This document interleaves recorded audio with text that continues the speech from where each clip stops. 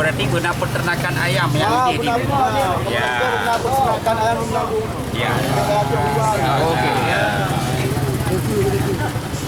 Gimana harga ayam jelang puasa gimana? Harga ayam menjelang puasa ini bertambah naik. Biasa kita pakai studio dari Bandar Aceh. Daya tarik pelanggan, daya tarik konsumen. Juga ini. Daya tarik konsumen apakah tinggi, meningkat atau biasa rendah karena terlalu mahal harga barang tersebut? Pada itu kalau biasa kami jual untuk masyarakat biasa, kalau bukan pelanggan harga 50, harga 50. Tapi kalau udah pelanggan harga 484. Jadi memang ya. Kalau orang biasa berburu sekali itu cuma 50. Hampir 50. Ya, harapan ke depan gimana? Ini kan di pasaran terlalu kumuh kali.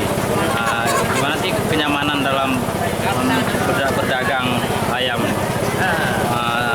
Mengenai kondisi diri sendiri, penyakitnya, apakah ini juga dijaga? Bisa dijamin nggak? Tentang Kesehatan ayam.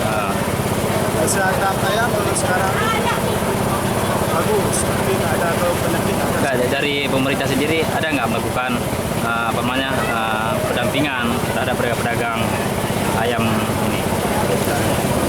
Nggak ada ya? Nama abang siapa? Nama abang siapa? Ram. Berapa?